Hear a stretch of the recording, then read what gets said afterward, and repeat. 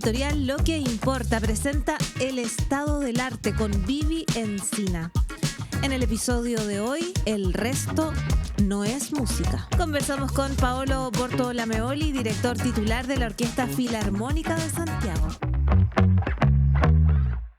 Hoy defendemos una convicción. El arte, con esa capacidad de emocionarnos de forma instantánea e intuitiva, es una de las grandes creaciones de la humanidad. Esa cosa inexplicable que ocurre cuando una melodía te atraviesa en un teatro a oscuras y algo dentro de ti cambia. Y para siempre. Eso es lo que somos capaces de crear y es también, paradójicamente, lo primero que recortamos cuando el presupuesto aprieta. Paolo Bortolameoli aprendió a amar la música antes que cualquier otra cosa. A los 7 años, una sinfonía de Beethoven en el Teatro Municipal le produjo una emoción tan profunda que no supo qué hacer con ella. Ese desconcierto, esa sensación de que algo te mueve desde dentro sin pedirte permiso, se convirtió en una vocación y la vocación con el tiempo en misión. Hoy es el director titular de la Orquesta Filarmónica de ese mismo teatro. Y no lo estoy diciendo como un dato curricular. Hay algo circular en este rol. Ese niño tímido que encontró refugio debajo de un piano, que dudó entre el cine y la música, que pasó 6 años como la mano derecha de Gustavo Dudamel en Los Ángeles y que dirigió una orquesta juvenil en Colina, que lleva conciertos a bodegas y espacios abandonados, volvió al lugar donde todo empezó. Ahora, con la batuta en la mano y la responsabilidad de sostener lo que él mismo llama un milagro permanente. Bortolameoli defiende que el arte no existe solo para entretener, existe para modificar la forma en que habitamos el mundo, para hacer de nosotros seres más empáticos, más capaces de escuchar al otro, de reconocerlo, de convivir con él. El problema es que la discusión sobre el impacto de la cultura suele plantearse sobre cuánta gente asiste, cuántos tickets se venden, cuánto retorna a la economía. Rara vez se pregunta qué pasa con los niños que nunca tuvieron esa casualidad, ese contacto, ese estímulo, esa emoción, que abre una puerta que no sabían que existía. El acceso al arte no es neutral, hay talento que se pierde, hay sensibilidades que nunca se despiertan y Chile está en medio de ese debate en el día de hoy. Se evalúa descontinuar con las orquestas juveniles, con las escuelas de música, con las bibliotecas públicas digitales y con los fondos para el audiovisual. Las preguntas están sobre la mesa y necesitan más voces que las respondan con algo más que sean números. Hoy lo vamos a conversar con Paolo Bortolameoli, que es uno de los directores más relevantes de su generación. En un momento en que se discute qué se financia y qué no, su voz es la de alguien que lleva décadas demostrando, no solo declarando, que el arte transforma vidas. Comenzamos así un nuevo episodio del Estado del Arte.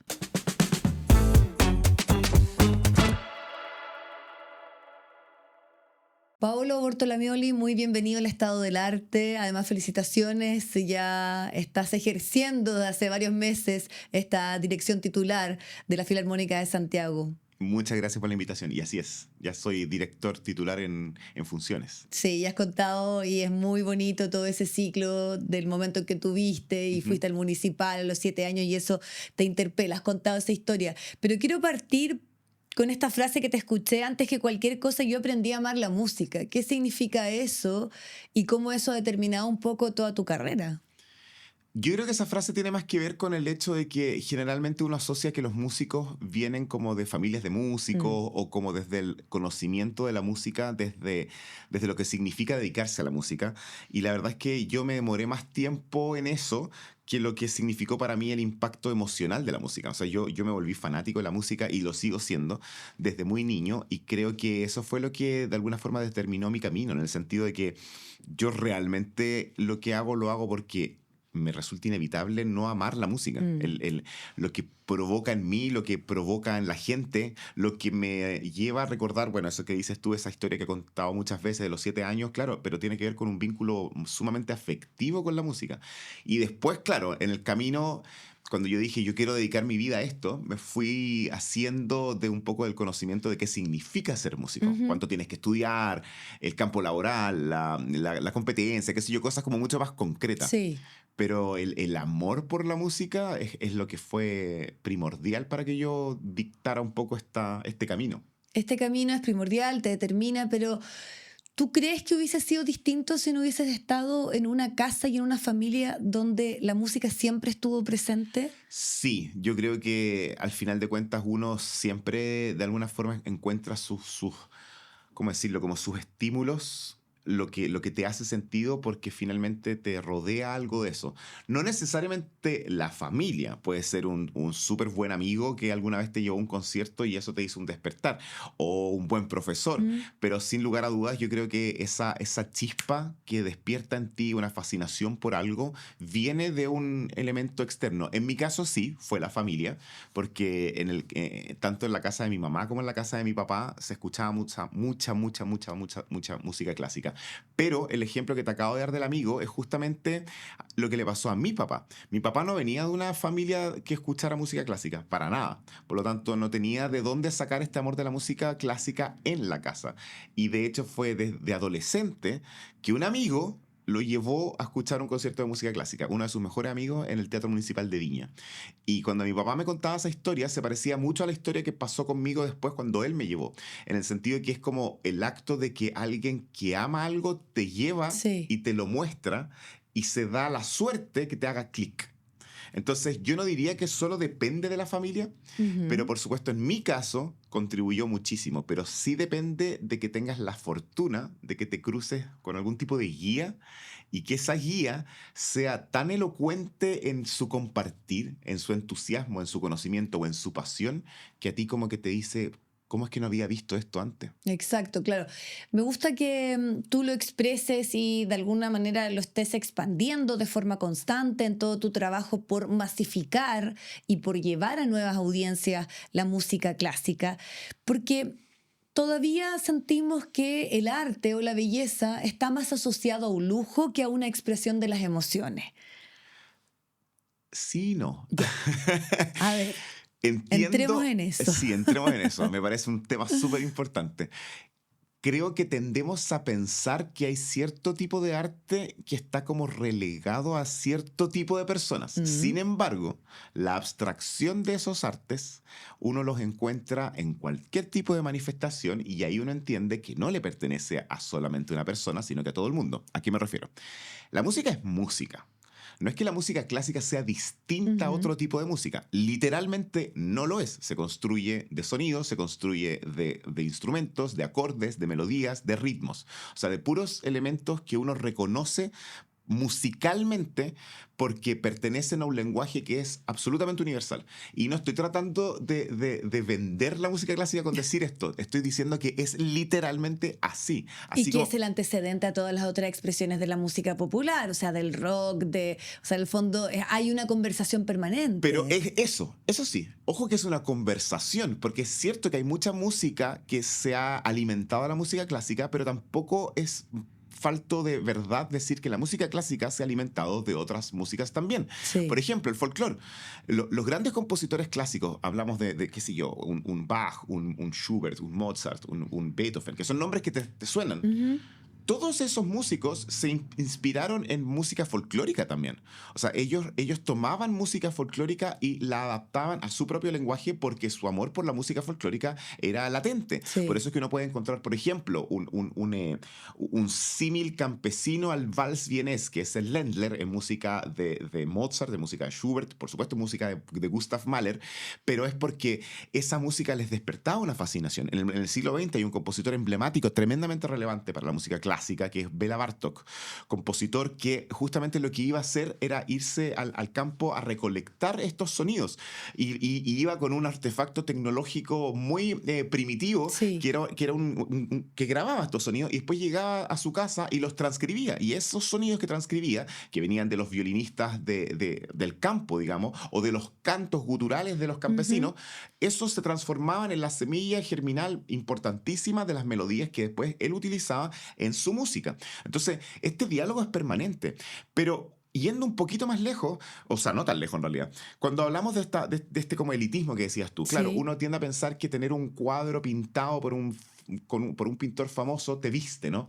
En el living de tu casa. Pero es el mismo ejercicio. Ese cuadro está pintado con elementos que son absolutamente transversales. Son colores, son formas o incluso abstracciones. Claro, y que todos podemos comprender y que todos Y que todos nos podemos emocionarnos, Sí, exactamente, y ese es el punto. Y que lo vamos a Sí. encontrar también en la portada de un disco o en el afiche de una película. Entonces, nunca me ha parecido sensato creer que hay cierto tipo de arte que es incomprensible o que por tener algún tipo de sesgo y de club, finalmente no eres parte. Porque a mí me parece absolutamente natural, por ejemplo, ir al teatro municipal y emocionarte a sollozos con ver la Bohème, o con ver el ballet Romeo y Julieta, o con escuchar la Quinta Sinfonía de Tchaikovsky, porque apela a emociones sumamente reales y que están ahí a flor de Y que piel. incluso son emociones como primarias, que todos de alguna forma Totalmente. podemos ser niños, podemos ser adultos, hay una cosa transversal de cómo nos impacta. Absolutamente. Y Que no hay el- tanto que entender más allá de las No. emociones. Y eso te lo pregunto porque creo que tú has hecho una gran labor y tienes, yo diría, incluso una obsesión en el buen sentido de la palabra, porque esto se comprenda como una expresión de humanidad, lo importante también de entender esas emociones y de capaz que trabajarlas a través de la expresión artística. Y siento que hoy hay una mayor como urgencia en ese Sí. deber ser de lo que Totalmente. significa masificar las expresiones artísticas, porque en todo el debate, y ya nos vamos a ir a ciertas situaciones como puntuales de nuestro país o de que tienen que ver con temas de financiamiento, pero no está tan presente como quisiéramos en el debate público, no se defiende con la misma firmeza de lo que ha significado, por ejemplo, ver esos niños que han salido de ciertos sectores sociales complejos o de ciertas poblaciones vulnerables precisamente a partir de la música, de las orquestas juveniles. Y voy a eso. Tú estás en ese trabajo de forma permanente también. ¿Qué significa darles esta herramienta a esos niños de la expresión musical, de ser parte de una filarmónica, de una orquesta, cuando muchas veces no es el ambiente natural donde ellos pueden acceder a este tipo de música? Hay muchas respuestas para una pregunta así, en el sentido de que se puede abordar de bastantes ángulos. La primera tiene que ver con que yo creo que estamos viviendo en un momento en la humanidad completa, que estamos en urgencia, pero al mismo tiempo instintivamente con el impulso de reivindicar ciertas situaciones que son expresiones netamente humanas, en el sentido de que efectivamente la tecnología, lo que está ocurriendo con los avances rapidísimos de la inteligencia artificial y con otras, nos está llevando un poco como a esta especie de situación que no logramos comprender Sí. del todo. Porque por una parte estamos fascinados. Yo creo que hay una cosa así como, wow, a lo que hemos llegado, claro. ¿no? Y por otra parte yo creo que hay una especie de enajenación del sentido propio de la humanidad que no logramos entender porque está pasando muy rápido y porque siento que nosotros en rigor no somos parte de ese mundo. ¿A qué quiero llegar? Nosotros no somos seres digitales, somos seres que en realidad necesitamos del contacto, de la tribu, porque eso es lo que somos como especie. O sea, si nos vamos a la biología o a la evolución, eso es lo que somos. No estamos diseñados para esta especie de interrelación donde lo humano comienza a separarse tanto. Y yo creo que cuando estamos hablando de expresiones donde el encuentro es la reivindicación de esa humanidad, nosotros como que de alguna forma instintiva entendemos que de aquí soy, aquí sí pertenezco. Entonces, una de mis respuestas al día de hoy, creo, es que la urgencia de reivindicar las artes escénicas, por ejemplo, tiene que ver con eso, con el encuentro, con el entender que lo que está ocurriendo delante de tus ojos es la extensión de una expresión humana. Nosotros entendemos el arte no necesariamente porque quien lo escribió o quien lo compuso habitó un momento específico, una circunstancia o está ocupando un pincel de una estética tal. No, nosotros lo entendemos porque los que están ahí son humanos como uno. Por eso es que en la Grecia antigua el teatro, según Aristóteles, era la catarsis del pueblo. Sí. Porque podría haber sido muy sofisticado el lenguaje, pero al mismo tiempo era tan directo a la humanidad que uno entendía que que lo que estaba pasando ahí era algo que interpelaba a tu conciencia y a tus emociones. Las tragedias griegas puede ser que no te pasaban en tu casa, pero la esencia de ese sufrimiento, de la pérdida, de la búsqueda, de la lucha, era algo tan humano que te emociona. La música, la pintura, pero en las artes escénicas específicamente, el ballet, la ópera, son cosas que tú dices, yo quizás no soy capaz de hacer esto, pero lo entiendo, porque ese es un ser como yo. Y la emoción colectiva es un rito que te hace sentir muy parte de esa tribu original. Sí. Y en ese sentido yo creo que estamos viviendo en un momento en que todas estas cosas no solamente están siendo reivindicadas, sino que deben serlo y apoyadas, porque estoy tendiendo a pensar cada día más qué es lo que nos va a acercar a esta humanidad que de alguna forma se está enajenando con tanta tecnología, con tanta rapidez, pero al mismo tiempo también con tanta separación de lo que somos, que de alguna forma el encuentro pasa a ser ni siquiera un buen remedio, sino que una salvación a esta vorágine. Claro, porque tal vez esos espacios que eran mucho más habituales o comunes, o que incluso en esos primeros pensadores que tuvimos de lo que es la construcción de la civilización, sobre todo occidental, entendían que eran necesarios esos lugares de encuentro donde se expresaban y se volcaban solamente las emociones. Y hoy, por el sistema, por los avances de la tecnología, por el ritmo del trabajo, se han ido limitando. Y yo creo que eso tiene un efecto en sociedades que de alguna forma están siendo más violentas, más viscerales, más polarizadas. Y lo pienso incluso en lo que se comentaba que ocurrió en un concierto como el regreso de Oasis a Chile, que era toda una generación que había crecido escuchando a los hermanos Gallagher. Pero no viéndolo. No viéndolos, entendiendo también su separación, pero lo bonito era que, sobre todo, fue como un momento tan único que se sintió en cancha. Yo estuve ahí también y lo conversábamos con mucha gente, que era abrazarme con la persona que está al lado, que no tengo idea quién es. Incluso podíamos estar, no sé, transpirados, muy juntos, en cosas que hoy como que de repente también nos incomodan. Ojo que esa palabra, yo la ocupo mucho en ejemplo, lo de la transpiración en un concierto.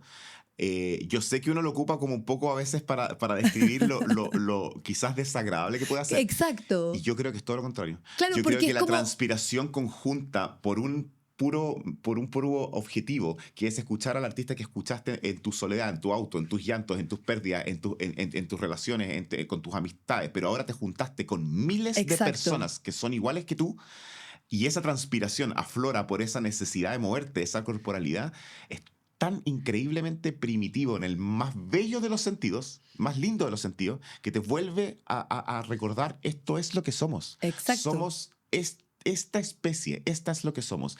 Y ahí, quiero complementar lo que tú estás diciendo, es donde el arte juega un rol ni siquiera primordial, sino que absolutamente estructural de la sociedad. El arte, y quiero ser súper enfático en esto, el arte no es lo que uno hace un viernes por la noche. No es solamente eso. No es el consumo cultural. Exactamente. Ese es un producto de consumo. Y está bien que así sea, porque uno consume arte de distintas formas, pero el arte no es eso. El arte es una forma de conexión humana intrínseca a la especie que ha existido siempre y existirá por siempre, porque es parte de la forma que tenemos de comunicarnos. No es una invención extra, es parte de. Nosotros nos comunicamos a través del arte, desde que nos vinculamos con un niño que no sabe leer y escribir, hasta que entendemos cómo se vinculaban a través del arte los prehistóricos haciendo los dibujos en las cuevas, o encontrando una especie de tubo para desarrollar una tecnología aerófona que te produciera sonidos, o extender una sílaba que se transforma en el canto, o entender el ritmo cardíaco que lo transformas en tambores. O sea, es tan parte del ser humano, tan parte, que jamás va a ser algo anexo. El arte no es anexo, es parte del ADN del ser humano. Sí, incluso cuando tú me expresas con toda esa pasión que es súper como habitual en ti, Paolo, que yo creo que también ha hecho que tú hoy tengas un rol fundamental, que lo vuelvo a destacar, en que entendamos esto desde salirnos de la lógica de si es parte de una élite o no, o cómo que haya nuevas audiencias en el municipal, que es lo que podríamos decir durante mucho tiempo ha estado en el debate, ¿no? Si se abre a otras expresiones artísticas, etcétera, sino entenderlo como algo ya como de la constitución de lo que significa ser un ser humano y además también a encontrarnos con otros en pos de esas expresiones artísticas. Yo por eso ponía el ejemplo de lo que pasa ahí en Oasis. Pero ¿sabes qué? Te digo la respuesta de los jóvenes. Voy a volver ahí. Es que estaba pensando de las orquestas juveniles. Pero hagámoslo, vamos a un paréntesis, porque yo quiero detenerme también en ese tema. Pero incluso yo siento que tiene todavía más sentido y todavía más urgencia en el caso, mira lo que te voy a decir, de la masculinidad. Ya. Porque cuando tú me cuentas esa historia a los 7 años, que te ves emocionado y no entiendes incluso como niño por qué estás llorando por escuchar a la Filarmónica del Municipal de Santiago, todo tu proceso de duelo de tu padre, que fue una figura fundamental, tú la trabajas a través de tener este privilegio de la música en tu vida. Y también crías a otro niño. Entonces yo siento que los hombres están mucho más limitados en sus posibilidades de expresar las emociones, en que sean parte de su... La única como emoción que se les permite como abiertamente puede ser incluso la rabia, pero las otras emociones están mucho más limitadas. Y eso yo creo que ha tenido también un problema en la sociedad que estamos construyendo, en la presión que hay. Creo que por una cosa también, no estoy diciendo con esto una cosa... de género, pero sino con lo importante que es también que se puedan expresar, y por eso yo ponía el ejemplo de Oasis, donde probablemente había muchos hombres que estaban saltando con otro, llorando y muy emocionados y dejándose llevar por algo que no está en su día a día, que no está en su habitualidad. Estoy pensando. No sé si te hace sentido un poco. Me hace sentido. Claro, a mí no me toca eso en carne propia, porque yo de siempre hecho, lo has tenido resuelto, creo yo. O sea, yo todos los días me emociono cuando me paro al frente de una orquesta. Pero yo creo que no es tan común eso. Ya, pero estoy tratando de encontrarle así como, tratando de ser como el abogado del diablo, tratando de encontrar que quizás lo que ocurre, o sea, yo estoy de acuerdo contigo, hay ciertas como conductas muy reprimidas en la cultura, no solamente en los hombres, sino que la palabra represión es como algo permanente, sobre todo con cosas que uno no se da ni cuenta, o sea... elecciones que uno quiere hacer, emociones que uno puede sentir, profesiones que uno debe elegir, o sea, y así, innumerables cosas que están todas construidas bajo un halo como de ciertas como tendencias que se deben o no se deben hacer, que al final de cuentas, si uno las deconstruye, es como, ya, pero ¿y eso quién dijo que tenía que ser así? Literalmente, o sea, vamos al origen, y es como... ¿Dónde está esa construcción del deber ser, el de no deber ser? ¿Es la ética, la moral? ¿Es la religión? ¿Es el género? Es todo, tal vez. Claro, pero al mismo tiempo todas esas son estructuras creadas por el hombre. O sea, el cerco que decidió parcelar esta geografía abierta fue el hombre. Ya, tal vez algunos te van a decir porque eso es funcional a un sistema. Ya, pero porque rinde más que... Y el sistema sigue siendo un sistema estructurado por nosotros. Bueno, exacto, pero, que eso está como en la esencia del debate que tenemos como humanidad, yo siento, ¿no? Totalmente.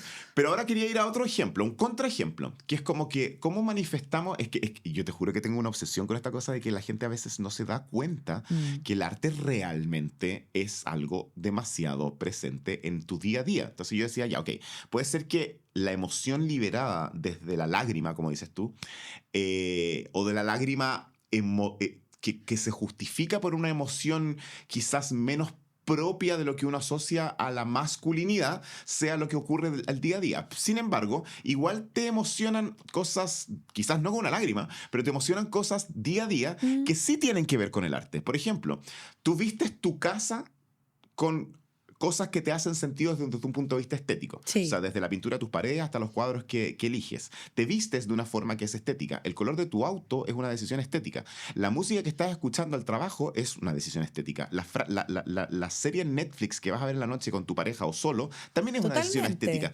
¿Cómo podrías no creer que hay una cierta vinculación absolutamente natural con el arte en cada una de estas decisiones que permea tu vida? No solamente tu recreación, sino que tu vida completa, y que esta no está vinculada a emociones. Si nos vamos a la parte como netamente biológica del ser, el ser lo que busca es sentirse bien. Es súper simple. Es bien sencillo. Desde que tenemos la misión de subsistir, o sea, de mantenernos fuera de peligro, y procrear, lo que vincula todo esto es encontrar aspectos que nos hagan sentir bien. Y bien puede ser acogido. Exactamente, o sea, no mal. No, Perteneciente a algo, a una comunidad. O los placeres, lo que Sí. sea. Sentirte bien. Y dentro de esos, tu vínculo con el arte, aunque no te des cuenta que igual es arte, tiene que ver con que esto genera en ti ciertas emociones placenteras. Insisto, hasta el color de la pared de tu pieza fue una decisión netamente estética. ¿Y por qué crees tú? ¿Cómo respondes tú a esa propia pregunta o esa afirmación constante que haces que el arte debe ser entendido de esa manera y como es algo que está súper presente? Es que está súper presente. Está súper presente. El hecho de decir, oye, qué bonito está el cielo, qué bonito está el atardecer. Sí, claro. La contemplación. Es una sensibilidad artística. Si eres... es que te juro que se me ocurren miles de ejemplos. Cómo vistes o cómo peinas a tu hija también es una decisión estética. Y estoy hablando tú, mujer, o yo, papá. O sea, lo haces desde un entendimiento de la belleza.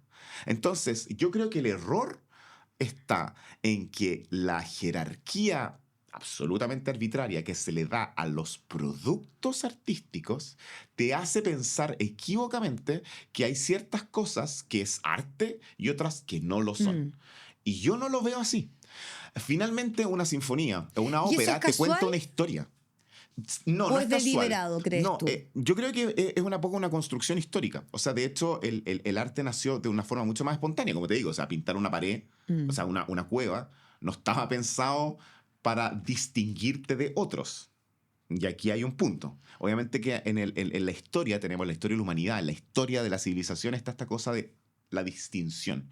O sea, desde que por qué la gente en Francia se maquillaba tan blanca, hasta por qué se ponían peluca, que era para distinguirse de la gente que era inferior socialmente para ellos, o el color de la piel, que el color oscuro como estaba asociado a la esclavitud, tú tenías que ser lo más blanco posible y por eso te polvoreabas completamente, hasta que se empezó a entender que este tipo de arte podía también hacer una separación, o sea, podías distinguirte de otros porque tenías menos acceso. O sea, de hecho hay un momento en la historia en el siglo XIX, sobre todo con la segunda revolución industrial y con la llegada del ferrocarril que conecta ideas y que cambia un poco el flujo económico, que te hace comprender que efectivamente los espectáculos o ciertas cosas de arte que se están dando como en situaciones muy puntuales, porque empieza el mecenazgo y qué sé yo, de alguna forma se convierte en esta espiral de que el tener acceso a este producto te distingue del resto. Y esa distinción empieza a separar las aguas de una forma sumamente antinatural, porque finalmente lo único que está realizando esta persona es que, como yo tengo esto que tú no puedes tener, yo soy más importante y por ende yo pertenezco a un club de acceso a este arte. Pero el arte en cuestión, la situación misma, esa pintura, ese libro o esa ópera, sigue siendo una construcción artística de elementos que son pertenecientes a la raza humana completa. Sí, por eso que después viene como el fondo esto de cultura o arte pop, o en el fondo desde lo estético o visual de Warhol hasta la música y todas esas expresiones. Pero claro, me pero gusta imagínate Warhol agarró una lata de arveja. sopa, o sí. sea, Sí. ¿Qué declaración más de principio? Un poco diciendo, pero si todo es arte. Bueno, y todo lo que está en nuestra música, en el fondo también en la literatura, tiene que ver con mostrarnos esos mundos, ese día a día de los seres y llevarlo a algo que nos haga sentido, porque en el fondo son la expresión de las emociones y volvemos a eso que es tan como intuitivo, tan primario, como decías tú. Pero también hay mucho como de la valoración externa, como desde un punto de vista también como obviamente se valora desde un punto de vista económico, porque generalmente esa es como una valoración que se traduce en cierto grado de objetividad, pero al final de cuentas esa objetividad también es subjetiva. O sea, ¿a qué voy? Un cuadro de Van Gogh hoy día te puede valer millones de dólares. Cuando Van Gogh estaba vivo, Van Gogh no vio ese éxito para nada. Y de hecho, si nos vamos un paso más atrás, ¿dónde está la valoración exacta de lo que vale esa pintura? ¿Qué es lo que vale esa pintura? Porque si vamos a la valoración del producto, es una tela y son ¿cómo se dice? Óleos. O sea, o sea son pigmentos y una tela donde ponerlos. ¿Cuánto vale eso en pos de cuánto valía mientras estaba vivo Van Gogh y cuándo llegó a valer? ¿te das cuenta el arco que produjo el mismo artefacto y la misma emoción y el mismo sentido de deposición de emociones o de técnica o de lo que fuese de un ser humano vivo en función de cómo lo valora el externo? Sí. Y que claro, es una de las grandes como en el fondo dudas permanentes que hay respecto a valorar o incluso la pregunta como esencial, ¿no? ¿Qué es arte? Ujú. Pero asumo que aquí, a partir un poco de la conversación y también de los planteamientos que tú haces, es como eso que nos emociona y que está presente en nuestro día a día, hasta desde la contemplación de un día que nos parece bello, que nos Absolutamente. gusta. Si finalmente el propósito no sería, creo yo, encontrarle sentido a tu vida. Y desde ese sentido, que puede partir desde un sinsentido, porque si nos ponemos así ya filosóficos, teológicos, Ajá. incluso la gente que no cree en nada y la gente que cree en algo, en ambos casos no hay una objetividad. O sea, yo no puedo decir que uno está equivocado y el otro está en lo correcto. Yo creo que hay una cosa como de respeto de tus creencias. Sin embargo, yo creo que todos coincidimos, creo, que tu día a día está construido del sentido que tú le das a ese día. Sí. Y en ese sentido, el arte tampoco va a tener más sentido que el sentido que le des tú. No vale lo que vale una entrada, vale lo que te hace sentir a ti. Claro, y de tus contextos, de tu momento, de la situación particular también probablemente en la que estás, porque hay momentos en los cuales ciertas expresiones o ciertas emociones son necesarias o nos hacen más sentido que otras. Y ahí quiero ir a, bueno, tú siempre has dicho la importancia como de la belleza, que eso es algo de alguna forma que también se expresa en la música, en la pintura, pero vamos a lo que nos habíamos dejado pendiente y que quiero que le dediquemos también un tiempo. Ujú. Tú has estado trabajando, incluso te dedicaste durante varios años a la formación de chicos en las orquestas juveniles. Y hoy hay un debate que tiene que ver con la reducción de los recursos económicos, incluso algunos de los oficios que circularon, por ejemplo, hablaban de una reducción de presupuesto en la FOJI. Vi también durante estos últimos días que el Teatro Municipal, desde su dirección, también tiene que responder si es efectivo o no, que existe una reducción de presupuesto en lo que será la temporada 2026. ¿Cómo ves este tema que es y ha estado durante mucho tiempo presente en todas las expresiones artísticas, Sí, que tiene que ver con dónde destinamos claro. los recursos de un país, sobre todo cuando estamos en situaciones complejas, y qué pasa, y eso es lo que me interesa que tú también nos expliques, cuando dejamos de financiar y tal vez apostamos solamente como a lo concreto, a lo que nos da un resultado específico, que algunos, creo yo, muy equivocadamente sienten que no está en el invertir en cultura. claro, la pregunta es ¿en qué inviertes cuando tienes, o sea, qué haces en qué inviertes finalmente en tu vida? No inviertes, sí, en educación, pero la educación igual está vinculada a la cultura y al arte. Totalmente. No inviertes en, ya, veamos la parte como superficial, en recreación porque necesitas despejarte.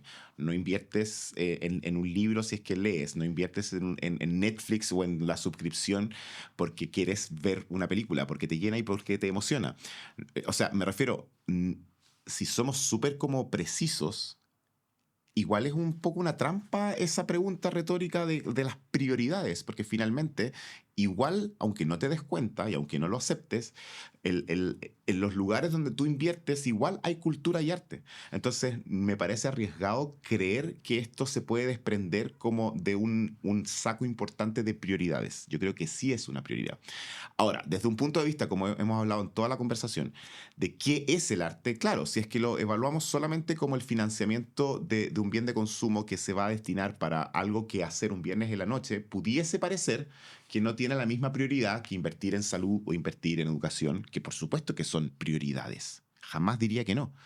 Pero no creo que no sea una prioridad entender, insisto, que el arte y la cultura no es algo, no es una extensión, es un apéndice, es una parte fundamental del ADN, de la estructura del ser humano, de la forma de entender que la belleza, que la estética, que el equilibrio, que la música, que el bienestar es algo que es necesario porque somos eso. Ahora, llevado a casos súper, o ejemplos súper concretos, lo de la FOJI, efectivamente, yo creo que pasa. Bueno, primero que nada, quiero decir que en el momento en el que estamos actualmente, nada de esto se ha confirmado. Sí, es dentro de las circulaciones que hay. Exacto. Pero por Pero lo desde un menos da a punto de vista entender de que macro, podría haber una revisión. Eso sí, por una eso, revisión. desde un punto de vista macro lo quiero llevar un poco como a la conversación de siempre, ¿no? Que es como en momentos de crisis, ¿a qué se le echa mano primero? Y generalmente el perjudicado a nivel como global siempre es como la cultura. Claro. Salvo algunos casos específicos de países Cultura que son... o ciencia, que es lo más increíble.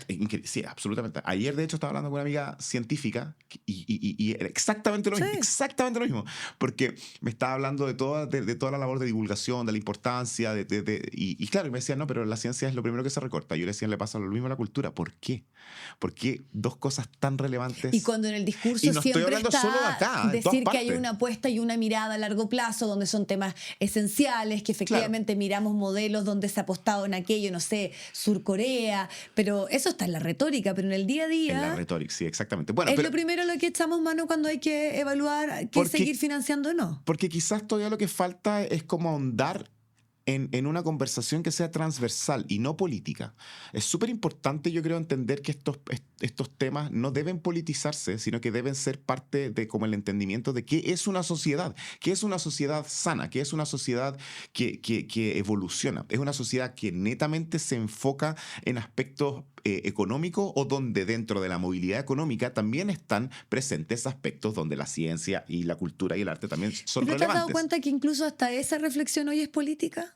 Es que, claro, es fácil politizarlo todo, pero yo siento que, a ver, dividamos o separemos lo que es la política desde un punto de vista como del ejercicio de la política y la política que tiene que ver como con el concepto de política. Obviamente todo es político, el arte es político, todo es político, pero no es lo mismo que todo sea político a que todo lo politices y de alguna forma lo lleves para tu sector.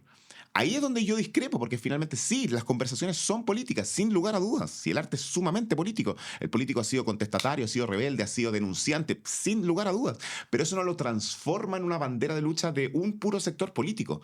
Lo político que hay detrás de esto es una cosa que tiene que ver con la conciencia misma de la humanidad, de la civilización y el bien común y para dónde queremos ir. Pero darle ese valor y entenderlo, como tú también lo expresas, es también hoy, por estos días, una acción política. O sea, cuando hay un sinfín de liderazgos que niegan hasta la crisis climática. Sí, claro, sí, por supuesto. O el valor, o no sé. Pero llevémoslo tal vez a algo como súper concreto. A la y yo Foji. creo que a la Foji, ya, vamos a la Foji, vamos a la Foji en puntual. Sí. Porque tengo también ahí otra pregunta que hacerte, que no es la Foji propiamente tal, pero que yo creo que es una expresión evidente de lo que estamos viendo ya. ¿Qué pasa con la Foji? ¿Cuál es tu opinión respecto a esa posibilidad que estaba en un oficio? Eso sí. Yo no quiero verla como una posibilidad, punto. O sea, no, tú te niegas a que sea así. Absolutamente. La Foji es uno de los programas sociales, culturales más importantes de este país. Yo sé que hay mucha gente que no sabe que existe. Y yo sé que hay mucha gente que te dicen orquestas y tú decís, ya, pero a mí qué me importa, o de qué sirven orquestas. Yo no he oído nunca, escuchado una orquesta. Ok, súper respetable. De hecho, yo soy súper respetuoso de la gente que no ha tenido acceso por desinformación. Por eso que también es parte de lo que nosotros podemos hacer como artistas, la extrema divulgación. Porque nadie tiene la culpa de no haberse enterado de algo. Sí, claro. Nadie tiene la culpa de eso. Entonces, ¿cuál es mi rol? Es que yo tengo que no solamente explicarlo, sino que extender la explicación. La FOJI, que es la Fundación de Orquestas Juveniles Infantiles, no es solamente un programa de orquestas. Esa es la estructura que soporta un concepto humanista filosófico que tiene que ver con que efectivamente la música puede transformar vidas. ¿Por qué? Por algo muy fácil de explicar. La colectividad que se produce en una orquesta sinfónica te da beneficios muy puntuales. Te da beneficios, bueno, de partida del desarrollo de la escucha. O sea, es una cuestión súper básica. O sea, por 3 horas de ensayo tú vas a estar escuchando y no viendo un teléfono. Después, tocar en una orquesta o cantar en un coro tiene un sentido de trabajo en equipo que desarrolla tu empatía, tu sensibilidad y tu ir por la búsqueda de algo que es un abstracto. Y eso es muy lindo, porque cuando te unes porque una meta es un abstracto, que en este caso es hacer un bonito sonido, te estás vinculando nuevamente a una de las cosas más bellas que tiene el ser humano, que es que nuestro desarrollo cerebral nos llevó a esta especie de abstracción, desde la conciencia hasta la emoción por aspectos estéticos. Que lo colectivo está ahí. Absolutamente, pero lo colectivo por algo abstracto. Exacto. No es por hacer un nido. ¿Me entiendes? No por meter el gol. No, claro. pero me refiero, no es como por algo tangible, sino que por la búsqueda de un momento de sonido. O sea, es una cosa hermosa. Sí. Después, si tocas un instrumento, estás desarrollando distintas partes de tu cerebro y eso está sumamente comprobado. Nadie dice, y eso es súper importante, porque a veces se cree que defender estos proyectos es tratar de defender un rubro específico. Para nada. Nadie dice que la FOGI necesita existir para que tengamos más músicos sinfónicos. Eso va a ocurrir sí o sí, porque en cualquier tipo de manifestación siempre hay alguien, siempre hay gente que dice, oh, esto es lo que yo quiero hacer. No, el punto va mucho más allá. El punto va que desde un punto de vista de la conciencia social y artística que tiene el proyecto, tú al darle un instrumento a un niño estás haciendo que su vida cambie desde un punto de vista individual, pero también colectivo, en su familia, en su entorno, en sus vecinos, porque se abre una puerta donde tú ves a un niño pequeño dando mucho de su tiempo y de su concentración y de su empuje a este proyecto que es primero social y después artístico. Entonces, desde ese punto de vista, yo creo que el triunfo de la FOGI es que se convierte en un proyecto tremendamente exitoso, donde hay orquestas por todo Chile, cambiando vidas de niños por muchas generaciones, a miles y miles, con resultados concretos. O sea, la FOGI sigue creciendo.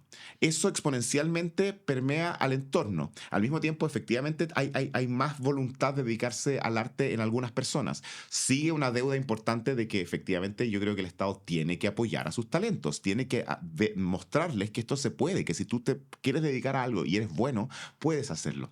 Entonces, jamás cuestionaría que algo como la FOGI es algo que le hace bien al país. ¿Y qué te pasa con esta posibilidad? Es que no la quiero ver como posibilidad.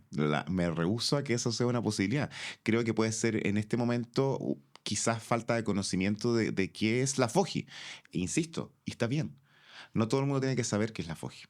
Pero en algún momento todo el mundo, sobre todo los que toman decisiones, se tiene que hacer cargo de hacerse de esa información. ¿Qué es lo que es esto? ¿Esto es solamente un proyecto, un programa que desarrolla orquesta sinfónica? ¿Y crees que por ahí puede mucho más ser profundo que esta eso. posibilidad por una falta de información Puede o de ser. entender Quizás, o sea, no... lo que ocurre ahí, lo que pasa, lo que tú no estás describiendo? Porque estamos hablando de una tradición de varios años también, no es una cosa, un programa de ahora, Por de este último tiempo. Absolutamente, y por eso es que tiene que haber una responsabilidad de hacerse de esa información y entender la médula de esto, de verlo desde lo profundo. Pero como quiero dar el beneficio de la duda, porque no lo sé, no sé cuál es la decisión que lleva a tomar estas perspectivas, quiero creer que quizás no se ha entendido a cabalidad de qué se trata esto y cuál es el real triunfo de un proyecto como este y cómo cambia a una sociedad. Sí, cambia una sociedad, eso está claro y es evidente, con incluso triunfos internacionales, todo un reconocimiento. Y lo que tú dices, esa transformación de vida, de lo que significa e incluso de cómo habitamos el espacio común a partir del encuentro a través de la música. Pero hay algo que el caso de la FOGI, yo creo que además que hace tan injustificable esta posibilidad, está más o menos evidenciado, ¿no? Que son esos resultados y esa gente que ha llegado el día de mañana a desempeñarse, incluso internacionalizar su carrera en los escenarios más importantes del mundo a partir de haber iniciado su carrera en la FOGI. Pero quiero llevarte a algo un poco más complejo incluso, que son estas escuelas de rock como una posibilidad también de ciertos sectores vulnerables de... En la música, en una música como es la expresión del rock más popular que está en el día a día, también puede existir alguna limitación o evaluación de ese programa. ¿Por qué? Porque no tenemos la capacidad de comprobar resultados. Y a eso quería ir, ¿no? Donde está esta exigencia que compruébame que efectivamente hay algo que sacó a esos niños, qué sé yo, de la delincuencia o de estar en acciones o estar probablemente en la drogadicción, porque en el fondo esa es la finalidad de un programa de este tipo. Puede que esté equivocada, pero entiendo que también porque donde se hacen este tipo de proyectos tiene que ver con darle una posibilidad y una forma también de expresar lo que estamos diciendo, ¿no? Emociones, vivencias. Y ¿cómo ves que haya constantemente también, cuando se apuesta por la cultura como una forma de generar mayor cohesión social, la búsqueda de resultados como lo primero para evaluar si lo seguimos financiando o no?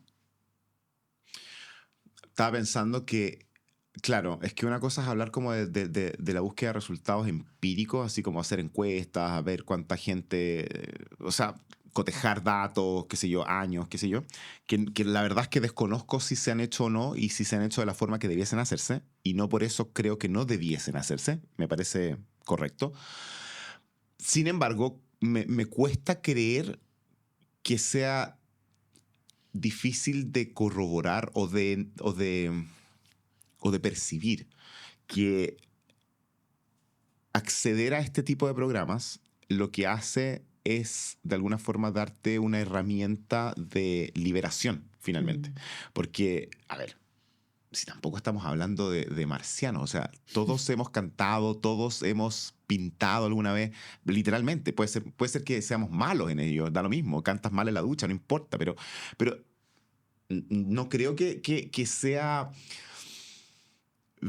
verídico decir es que no me consta cuando si te encuentras contigo mismo, tú sabes que las expresiones artísticas lo mínimo que te pueden hacer es que te desestresan o te hacen estar en un momento de conexión con otro tipo de vínculo contigo mismo, de que te hizo bien. O sea, pero te digo, o sea, es que lo quiero llevar a todos los planos, porque la gente a veces me escucha hablar y cree que yo estoy hablando de ópera nomás. No. O sea, cantar en el Estadio Nacional el coro de tu equipo ya es un acto de liberación estético. Sí. O sea, sí, lo estás haciendo por tu equipo, pero estás cantando. O sea, a eso voy. La expresión artística no es lo que habita solamente en la música clásica o en la pintura que está colgada en un museo. El arte es parte de nosotros. Nosotros respiramos arte. Entonces me cuesta creer que alguien quiera ser obstuso y decir, no, yo creo que esto no sirve para nada. Si es cosa de que te recuerdes a ti mismo cuánto te sirvió cantar una canción que te sabes en tu auto sin que nadie te escuche. ¿Cómo no va a ser profundamente sano formar parte de un programa que alimenta eso? No puedo creerlo, simplemente, no puedo creerlo. Porque todos los seres humanos hemos recurrido al arte en algún momento. Y claramente lo hacemos para tener algún tipo de sosiego, para algún tipo de felicidad, algún tipo de liberación de endorfinas. ¿Cuántas veces hablamos de esto en la pandemia? ¿Qué hicimos en la pandemia? Todos recurrimos al arte. De una u otra forma. Vimos series, leímos libros. Cantamos, otra gente se puso a pintar, otra gente se puso a bailar, a tomar... y ahí nos salvamos probablemente. Pero claramente el problema sí. Es que se nos olvidó saliendo, por lo menos en el discurso, como que yo siento que duró poco ese ánimo incluso del encuentro, de expresarnos, de juntarnos, porque nosotros incluso me acuerdo que conversamos en pandemia mismo, decíamos, ¿qué es lo que más echamos de menos? El juntarnos con otras personas. Claro, obvio. El encuentro. El ir a un concierto, el ir a conversar, el ir a ver a nuestra familia, pero era lo que y cuando nos vas a ver a tu estaba familia, haciendo tan mal. Y cuando vas a ver a tu familia, hablas y al mismo tiempo hay música sonando. O sea, sí. No sé, por eso te digo, o sea, es que, mira, el ejercicio no es tan difícil. Lo que pasa es que yo creo que la gente no lo tiene tan incorporado y por eso lo separa y cree que el arte es algo que tú haces un viernes por la noche o algo por lo que pagas, que es como algo que no es de uso cotidiano. Y no es así. Parece increíble que todavía tengamos que seguir como resaltándolo. Es que el arte nos rodea todo el día. Paulo, y por lo mismo el arte, claro, lo hemos hablado desde los programas, desde la vivencia misma, de ese día a día, pero hay otro tema y lo conecto porque también te preguntaron cuáles eran los lugares más importantes para ti dentro de Santiago y por ejemplo, bueno, el Teatro Municipal, ya tú lo dices, es un lugar que tú entras y sientes que te cambia la forma de llevar un día y además que tú estás haciendo ahí una labor increíble, estás a punto de estrenar una nueva ópera. Pero tú, por ejemplo, destacabas el GAM, ¿no? Como un hito también. Sí, claro, por de supuesto. Santiago, de encuentro. Sí. Y hoy también está en debate toda una propuesta que existía respecto a el financiamiento. Ya. Entonces, también el espacio público, el Teatro Municipal, el GAM, donde nos encontramos, donde se expresan distintas actividades artísticas, es algo que también debemos proteger, pero está también en el debate respecto a los recortes y el financiamiento. Sí, yo creo que ahí también hay algo que O cuánto teatro abandonado también en regiones tenemos, o sea, entramos en ese tema y podemos estar mucho rato. Exacto, y como no podemos estar tanto rato, lo único que quiero decir es que quizás en esa conversación en puntual, no hablo solamente del GAM, hablo de los proyectos que son como abandonados y al mismo tiempo después recogidos y qué sé yo, hay como mucho de politizar la relevancia del espacio, más que verlo desde un punto de vista, como te decía yo, que tiene que ver como con la finalidad propia del arte, que es como el conectar con gente, el encuentro. ¿Por qué te digo politizar? Porque siempre hay sectores que van a decir, ya, pero es que, por ejemplo, el tema del cine chileno, que dicen, no, pero que vamos a estar financiando siempre las mismas películas. Quiero solamente hacer un paréntesis, que tú eres muy cinéfilo, incluso estuvo en disputa la música con el cine. Sí. O sea, tú no hablas acá solo como, no, hay acá un conocimiento y una pasión por el cine. Pero tremenda, ya. Yo habría sido cineasta, pero feliz de la vida. O sea, ya, y por lo mismo tú me decías el tema del cine chileno. Claro, porque también cada vez que leo ese típico comentario, no, pero ¿cómo vamos a estar financiando películas que siempre hablan del mismo tema? Es como, pero, a ver... Entiendo. A mí me enoja profundamente. Entiendo el punto, entiendo lo que van, entiendo el punto, porque de verdad yo soy súper frío para tratar de ser como bien objetivo en observar las opiniones y tratar de ser como aportar, finalmente. Eso es lo que yo quiero hacer, ¿no? Yo no quiero como entrar a la pelea. Me imagino también desde dónde viene, porque yo te podría decir, claro, hay cierto sector político que puede tener por esa supuesto. Carga y que plantea por supuesto. eso que hemos escuchado varias veces. Por supuesto que me trato de abstraer porque finalmente digo, ya, pero ok, ya, ese es el punto en cuestión para un sector. Pero yo siempre voy a ir al plano netamente del quehacer artístico. Ese no es un argumento como para que una expresión cultural tan profundamente relevante y transversal como el cine quede en cuestionamiento. Simplemente no puede ser así. O sea, tú no puedes ahogar la creación cineasta, digamos, porque tú quieres creer que solamente se va a abocar a un tipo de narrativa, lo cual es absolutamente no cierto, porque si sacas qué sé yo, un estudio y un porcentaje, te vas a dar de bruces, como se dice. O sea, no es así. Esa es una argumentación. Pero aún si fuese una argumentación válida, porque tienes tu opinión al respecto de las historias que se cuentan, la factura de esa historia tiene que ver con una forma de expresión artística que es el cine. Y el cine es una expresión artística tremendamente relevante para las sociedades actuales. Entonces, cortar financiamiento al cine es de alguna forma invalidar la voz que tiene y la identidad que tiene una forma de decir algo. Y eso no me parece en ningún caso válido.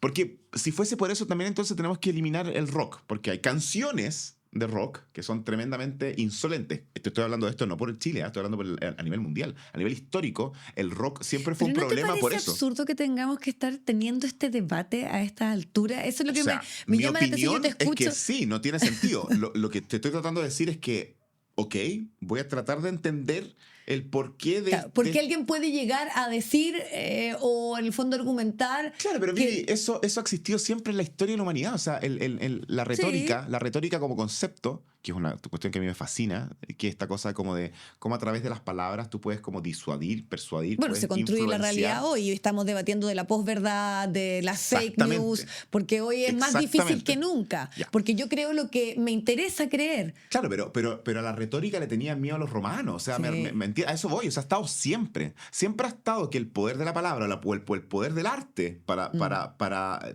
transferir mensajes siempre supone un riesgo porque pierdes control. De hecho, la canción como forma es aún más peligrosa porque los griegos ya sabían que la música tenía esta posibilidad de manipular tus emociones. Por ende, si a esto además le pones letra, imagínate la bomba que puede ser. Entonces, no es una cosa de ahora. Es una cosa de la historia de la humanidad que siempre ha existido así, ya, pero tengamos cuidado cuánta libertad le damos al arte. Y por eso es que hace un rato yo te decía, es que no se trata de politizar el arte, se trata de entenderlo como un aspecto político, sí, porque todo es político. Hay un statement en todo lo que tú haces. Sí. Pero eso es distinto a que se transforme en bandera de propaganda o de ¿cómo se dice? Cuando estás en proceso de, ¿cómo se llama? Campaña, de campaña política. Porque es mucho más que eso, es mucho más profundo. Nosotros lo que debemos entender es que el arte de partida, como ya hemos hablado lo suficiente hoy día, es algo que está presente en todo nuestro quehacer, en todos nuestros días, desde las paredes de nuestra casa hasta la música que escuchamos en el auto y hasta la serie Netflix en la noche y así. El arte es parte de nuestra vida.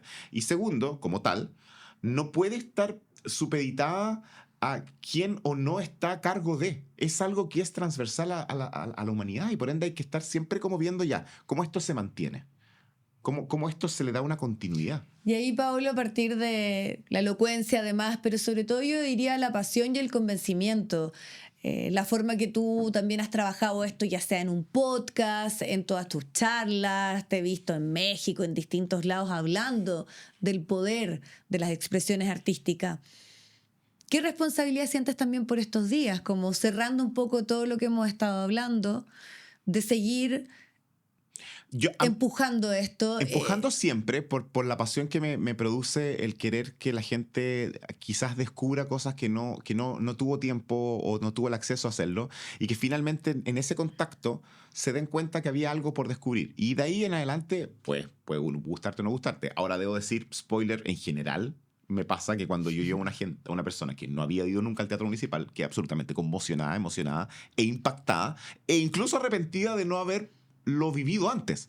No es como que me pasas a menudo así como, la verdad es que me aburrí. No, te juro que no, te lo juro que no. Es al revés. Es como, porque ahí volvemos a algo que tú también así. siempre has dicho. No necesariamente hay que ser una persona que haya tenido una educación constante respecto a la música como para poder no emocionarte. Si en el fondo lo que tú apelas es a eso. Totalmente. Que es la conexión con lo que estás viviendo y no esa intelectualización tal vez que la ha hecho muy mal, creo yo, a ciertas expresiones artísticas, como es, por ejemplo, una ópera. O sea, ¿quién no se puede emocionar con una ópera? O sea, es que de verdad, te juro, o sea, es que es muy impactante. Bueno, y segundo, tiene que ver con esto mismo, en la extensión de que la divulgación finalmente también se transforma en una forma de información, en el sentido, porque claro, divulgar es como esparcir de una forma sencilla o más accesible algo que quizás pudiese parecer en concepto complejo, pero al mismo tiempo esta información hace que puedas añadir a la conversación, al debate, un punto de vista que quizás no habías contemplado. Y en ese sentido yo siempre me voy a considerar alguien que está como en pro de lo positivo de esto. ¿No? Yo creo que todo suma finalmente, ¿me entiendes? O sea, no es como ir al choque porque sí, no, al revés, es como diciendo, ¿sabes qué? Está bien, puede ser que nunca hayas visto esto desde este punto de vista, porque no tenías por qué hacerlo, porque tu vida está dedicada a otra cosa. Yo me dedico 24/7 al arte y la cultura. Yo veo efectivamente lo que cuesta llegar a un escenario, el esfuerzo detrás, las familias, lo que impacta en un niño. Lo veo cotidianamente. Ese es mi mundo. Por ende, mi responsabilidad es mostrártelo. Y mostrártelo no juzgándote que no lo hayas visto o comprendido, sino aquí está, otra perspectiva. Y eso habla de mucha generosidad. Y quiero cerrar con una frase que te robé, que la he citado muchas veces porque me hace sentido y creo que es la forma también de cerrar esta conversación, que es que cuando conversamos en pandemia tú me dijiste, probablemente cuando pasen los años y tengamos que entender qué le pasó a la humanidad, cuando dejemos el dato, ¿no? Dejemos el número, dejemos la historia, pero la entendamos de las emociones, de cómo se vivió, o veamos una representación cinematográfica, musical, vamos a ir a esas expresiones artísticas, porque ahí recién vamos a entender qué nos pasó como humanidad, no en la cantidad de personas que fallecieron o cómo se originó el virus.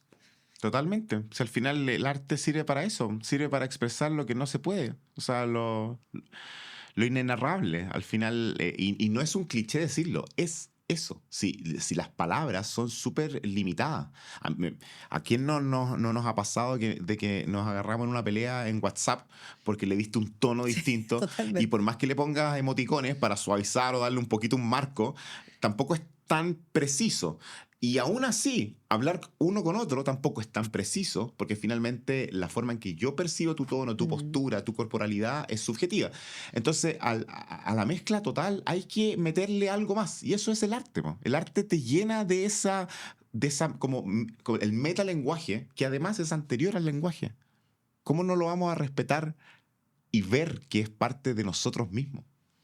Paola Bortolamioli, muchísimas gracias por tu tiempo y vuelvo a destacarlo, la pasión para abordar este tema. Muchas gracias a ti por la invitación. El Estado del Arte fue presentado por Casa Editorial Lo que Importa, Dirección Ejecutiva Daniel Matamala, Producción General Paulina Barrales.